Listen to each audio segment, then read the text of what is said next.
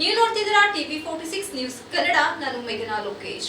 ನಗರಾಭಿವೃದ್ಧಿ ಪ್ರಾಧಿಕಾರದ ಅಧ್ಯಕ್ಷ ಸ್ಥಾನ ಮುಸ್ಲಿಂ ಜನಾಂಗದ ಸೈಯದ್ ತಾಜಿಂ ಬಿನ್ ಸೈಯದ್ ಅಸ್ಲಂ ಇವರಿಗೆ ನೀಡುವಂತೆ ವೀರ ಕನ್ನಡಿಗ ಟಿಪ್ಪು ಸೇನೆ ಸಂಸ್ಥಾಪಕ ಅಧ್ಯಕ್ಷ ಅಕ್ಮಲ್ ಜಾವೀದ್ ಮನವಿ ಮಾಡಿದರು. ಪತ್ರಿಕಾಗೋಷ್ಠಿಯಲ್ಲಿ ಶುಕ್ರವಾರ ಮಾತನಾಡಿ, ಮುಖ್ಯಮಂತ್ರಿಗಳಾದ ಸನ್ಮಾನ್ಯ ಸಿದ್ದರಾಮಯ್ಯನವರು ಜಾತ್ಯತೀತ ಹಿಂದಾಜ್ ಸಮಾಜವಾದಿ ನಾಯಕರಿಗೆ ನಮ್ಮ ನಮಸ್ಕಾರಗಳು ಹಾಗೂ ನಮ್ಮ ಬೇಡಿಕೆ ಗೌರವಾನ್ವಿತ ಸಿದ್ದರಾಮಯ್ಯನವರೇ ತಾವು ನುಡಿದಂತೆ ನಡೆಯುವ ನಾಯಕರು ಅನ್ನುವ ನಂಬಿಕೆಯಲ್ಲಿ ರಾಜ್ಯದ ಜನತೆ ಸುಮಾರು 1.5 ಕೋಟಿ ಮುಸ್ಲಿಂ ಸಮುದಾಯ ರಾಜ್ಯದಲ್ಲಿ ಈ ಬಾರಿ ಕಾಂಗ್ರೆಸ್ ಸರ್ಕಾರ ಅಧಿಕಾರಕ್ಕೆ ಬರಲು ಮುಸ್ಲಿಂ ಸಮುದಾಯ ಮತಗಳು ಪ್ರಮುಖವಾಗಿವೆ.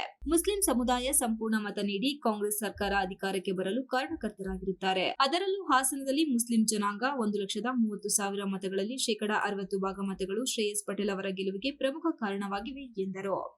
ಇದನ್ನೆಲ್ಲ ತಾವು ಅರಿತು ನಗರದ ಜನರು ತಮ್ಮಲ್ಲಿ ಒಂದು ಬೇಡಿಕೆ ಇಟ್ಟಿದ್ದಾರೆ. ಬೇಡಿಕೆ ಏನೆಂದರೆ, ಹಾಸನ ನಗರ ಅಭಿವೃದ್ಧಿ ಪ್ರಾಧಿಕಾರದ ಅಧ್ಯಕ್ಷ ಸ್ಥಾನ ಮುಸ್ಲಿಂ ಜನಾಂಗದ ಸೈಯದ್ ತಾಜಿಂ ಬಿನ್ ಸೈಯದ್ ಅಸ್ಲಂ ರವರಿಗೆ ನೀಡುವಂತೆ ಮನವಿ ಮಾಡಿರುತ್ತಾರೆ. ಇಡೀ ಸಮುದಾಯದ ಮತ್ತು ಸರ್ವಧರ್ಮೀಯರು ಕೇಳಿಕೊಂಡಿರುತ್ತಾರೆ. ಆದರೆ ತಾವು ಬಹಳ ತಡವಾಗಿ ನಮ್ಮ ಸಮಾಜಕ್ಕೆ ಯಾವುದೇ ಒಂದು ನಿಗಮ ಮಂಡಳಿಗಳಲ್ಲಿ ಅಲ್ಪಸಂಖ್ಯಾತರ ಅಭಿವೃದ್ಧಿಗಾಗಿ ಶ್ರಮಿಸಲು ಯಾವುದೇ ಒಂದು ಹುದ್ದೆಯನ್ನು ನೀಡುತ್ತಿಲ್ಲ ಎಂದು ದೂರಿದರು. ನಮ್ಮ ಹಾಸನದ ಮುಸ್ಲಿಂ ಸಮುದಾಯಕ್ಕೆ ಮಾಡುತ್ತಿರುವ ಅನ್ಯಾಯ ಎಂದರೂ ತಪ್ಪಾಗಲಾರದು. ತಾವು ದಯಮಾಡಿ ಈ ನಮ್ಮ ಬೇಡಿಕೆಯನ್ನು ತಿರಸ್ಕರಿಸದೆ ಇದನ್ನು ಸೂಕ್ಷ್ಮವಾಗಿ ಪರಿಗಣಿಸಿ ಸ್ಥಳೀಯರಾದ ಮಾನ್ಯ ಸೈಯದ್ ತಾಜಿಂ ಅವರಿಗೆ ನಗರಾಭಿವೃದ್ಧಿ ಪ್ರಾಧಿಕಾರದ ಅಧ್ಯಕ್ಷ ಸ್ಥಾನ ನೀಡಬೇಕೆಂದು ವಿನಂತಿಸಿಕೊಳ್ಳುತ್ತೇವೆ ಎಂದರು. ಮಾಧ್ಯಮದ ಮುಖಾಂತರ ಬಂದಿದ್ದೀವಿ. ತಾವು ನಮ್ಮ ಜನಾಂಗಕ್ಕೆ ನಿರ್ಲಕ್ಷ್ಯ ಮಾಡಬೇಡಿ.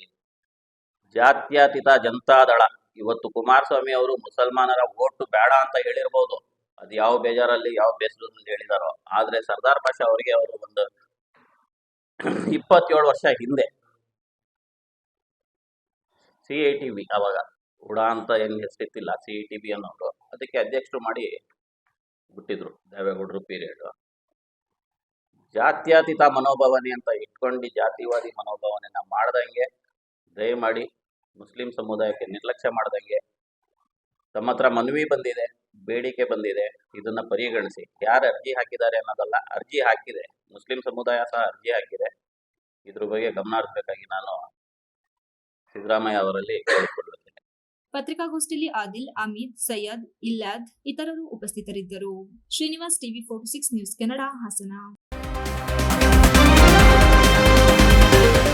You are watching TV 46 News Kannada.